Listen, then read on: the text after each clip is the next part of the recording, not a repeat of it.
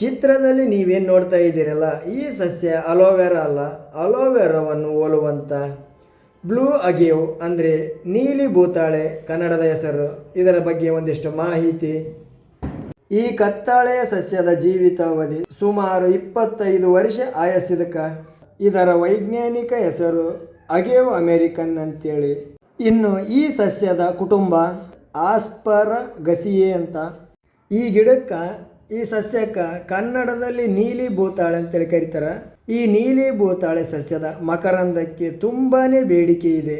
ಯಾಕಂದ್ರೆ ಇನ್ನೇನು ಈ ಸಸ್ಯ ಹೂ ಬಿಡ್ತದ ಅನ್ನೋದಕ್ಕಿಂತ ಮುಂಚೆ ಇದರ ಕಾಂಡವನ್ನು ಮಧ್ಯದಲ್ಲಿ ಕತ್ತರಿಸಿ ಆ ಕಾಂಡದಿಂದ ಬರುವಂಥ ದ್ರಾವಣವನ್ನು ಮದ್ಯ ತಯಾರಿಕೆಯಲ್ಲಿ ಉಪಯೋಗಿಸ್ತಾರಂತ ಹೇಳ್ತಾರೆ. ಆದ್ದರಿಂದ ಇದಕ್ಕೆ, ಈ ಸಸ್ಯಕ್ಕೆ ತುಂಬಾ ಬೇಡಿಕೆ. ಇಂಥ ಬೇಡಿಕೆ ಇರುವ ಸಸ್ಯ ನಮ್ಮಲ್ಲಿ ನೋಡಿದರೆ ಗುಡ್ಡಗಾಡು ಒಣ ಪ್ರದೇಶಗಳಲ್ಲೆಲ್ಲ ಬೆಳೆದದ. ಈ ಸಸ್ಯವನ್ನು ಆ ಲೆವೆಲಲ್ಲಿ ಉಪಯೋಗಿಸುವಂಥ ಮಾಹಿತಿ ಜನರುಗಳಿಗೆ ಇನ್ನೂ ಗೊತ್ತಾಗಿಲ್ಲ ಅನ್ನಿಸ್ತದ. ಆದ್ರಿಂದ ಈ ಸಸ್ಯ ಹಾಗೇ ಇದೆ. ಇನ್ನು ಇಲ್ಲ ಅಂದರೆ ಇದೆಲ್ಲ ಎಲ್ಲಿ ನೋಡೋಕೆ ಸಿಗ್ತಿತ್ತು. ಯಾರಾದರೂ ಗೊತ್ತಿರೋರು ಎಲ್ಲ ಕಡ್ಕೊಂಡು ಹೋಗಿ ನಾಶ ಮಾಡಿ ಅದರಿಂದ ಏನು ಬೇಕು ಅದನ್ನು ಉಪಯೋಗಿಸ್ಕೊಂಡು ಬಿಡ್ತಿದ್ರು. ಏನು ಈ ನೀಲಿ ಭೂತಾಳೆ ಅಥವಾ ಕತ್ತಾಳೆ ಅಂತ ಏನು ಕರಿತೀವಿ, ಇದರ ಎಲೆಯನ್ನು ನಾರು, ಹಗ್ಗ ಹಾಗೂ ಈ ಎಲೆಯ ಸಾರವನ್ನು ಸಾಮಾನು ತಯಾರಿಕೆಯಲ್ಲಿ ಬಳಸ್ತಾರಂತೆ. ಏನು ಈ ನೀಲಿ ಭೂತಾಳೆ ಸಸ್ಯದ ಕಾಂಡ, ಈ ಕಾಂಡದ ಗಿಣ್ಣು, ಇದರ ಕಾಂಡದ ಗಿಣ್ಣನ್ನು ಮನುಷ್ಯರು ಸಹ ತಿಂತಾರಂತೆ. ಆದರೆ ಈ ಗಿಣ್ಣನ್ನು ಕಾಡು ಹಂದಿಗಳು ಮಾತ್ರ ತುಂಬಾ ಇಷ್ಟಪಟ್ಟು ತಿಂತವಂತ. ಇನ್ನು ಈ ಎಲೆ ಒಳಗಡೆ ಇರುವಂಥ ಅಂಟಿನ ದ್ರವವನ್ನು ಹಲ್ಲು ನೋವಿನ ಚಿಕಿತ್ಸೆಯಲ್ಲಿ ಬಳಸ್ತಾರ.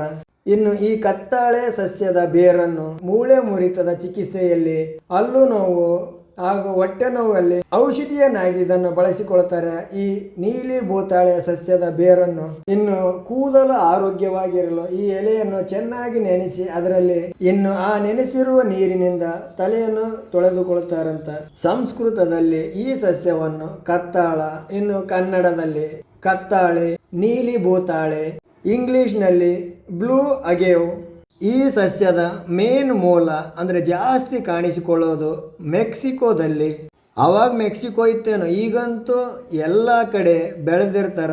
ಅದು ತಾನಾಗೆ ತಾನು ಬೆಳೆದಿರ್ತದ ಎಲ್ಲಿ ಬೇಕಲ್ಲಿ ಗುಡ್ಡಗಾಡುಗಳಲ್ಲಿ ನೋಡ್ಬೋದು ನೀವು ವಿಡಿಯೋದಲ್ಲಿ. ನಮ್ಮ ಕಡೆಗೆಲ್ಲ ತಾನಾಗೆ ಯಾರು ಬೆಳೆಸಿಲ್ಲ, ತಾನಾಗೆ ಬೆಳೆದಿರೋದು. ಈ ಸಸ್ಯದ ಒಂದು ವಿಶೇಷತೆ ಏನಂದ್ರೆ, ಕಡಿಮೆ ಮಳೆ ಬರಲಿ ಅಥವಾ ಮಣ್ಣಿನಲ್ಲಿ ಕಡಿಮೆ ಜೀವಸತ್ವ ಇರಲಿ, ಆದರೆ ಈ ಬೆಳೆ ಮಾತ್ರ ತುಂಬಾ ಸಮೃದ್ಧವಾಗಿ ಹಸಿರಾಗಿ ಬೆಳೆದಿರ್ತದೆ. ನೋಡ್ಬೋದು ನೀವು ವಿಡಿಯೋದಲ್ಲಿ ಸಹ. ವಿಡಿಯೋದಲ್ಲಿ ಕಾಣುವಂಥ ಈ ಎಲೆಯನ್ನು ಗಮನಿಸಿ ನೀವು. ಈ ಎಲೆ ಎರಡೂ ಸೈಡ್ ಗರಗಸದಂತೆ ಮುಳ್ಳುಗಳಿವೆ ನೋಡ್ಬೋದು. ಆ ಮುಳ್ಳುಗಳ ಜೊತೆಯಲ್ಲಿ ಇದರ ಎಲೆಯ ತುದಿಯಲ್ಲಿ 1 ಇಂಚಿನ ಮುಳ್ಳು ಸಹ ಇದೆ. ಈ ಗಿಡಕ್ಕೆ ಹುಟ್ಟೆಂಗೋ ಸಾವು ಸಹ ಅದೇ ಇದೆ. ಆ ಸಾವು ಹೇಗಿರ್ತದಂದ್ರೆ, ಈ ಗಿಡದ ಮಧ್ಯದಲ್ಲಿ ಒಂದು ಉದ್ದನೆಯ ಕಾಂಡ ಬೆಳೀತದ.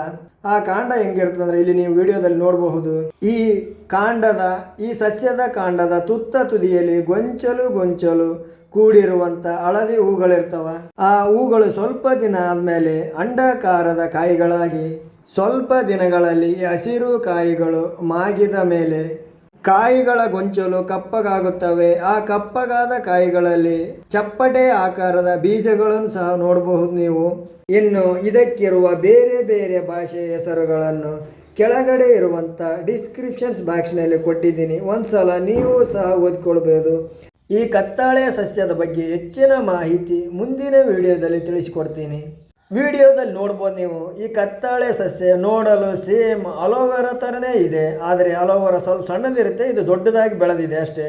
ಮುಂದಿನ ವಿಡಿಯೋದಲ್ಲಿ ಈ ಅಲೋವೆರಾ ಮತ್ತು ಈ ಕತ್ತಾಳೆ ಗಿಡದಲ್ಲಿರುವಂಥ ವ್ಯತ್ಯಾಸಗಳು ಏನು ಅಂತೇಳಿ ಮುಂದಿನ ವಿಡಿಯೋ ಮಾಡ್ತೀನಿ. ನೋಡೋಕ್ಕಂತೂ 2 ಸಸ್ಯಗಳು ಸೇಮ್ ಇವೆ ಅಲ್ಲ, ಆದರೆ ಅಲೋವೆರಾದಲ್ಲಿ ಲೊಳೆ ರಸ ಇರೋದರಿಂದ ಅದು ಸ್ವಲ್ಪ ದಪ್ಪ ಎಲೆಗಳಿರ್ತವ. ಈ ಕತ್ತಾಳೆಯಲ್ಲಿ ಸಣ್ಣದ ಎಲೆಗಳಿವೆ, ಆದರೆ ಇದರಲ್ಲಿ ನಾರಿನಂಶ ಜಾಸ್ತಿ ಇರ್ತದೆ. ಮತ್ತೆ ಮುಂದಿನ ವಿಡಿಯೋದಲ್ಲಿ ಬೇರೊಂದು ಸಸ್ಯದ ಬಗ್ಗೆ ಮಾಹಿತಿ ಹೇಳ್ತೀನಿ. ಅಲ್ಲಿವರೆಗೆ ವಿಡಿಯೋ ನೋಡಿದವರೆಲ್ಲರಿಗೂ ಧನ್ಯವಾದ. ಮತ್ತೆ ಮುಂದಿನ ವಿಡಿಯೋದಲ್ಲಿ ಸಿಗೋಣ. ಬಾಯ್. ವಿಡಿಯೋ ನೋಡೋರು ಹೊಸಬರಾದರೆ ನಮ್ಮ ಚಾನಲ್ಗೆ ತಪ್ಪದೇ ಸಬ್ಸ್ಕ್ರೈಬ್ ಮಾತ್ರ ಮಾಡ್ಕೊಳ್ಳೋದು ಮರಿಬೇಡಿ.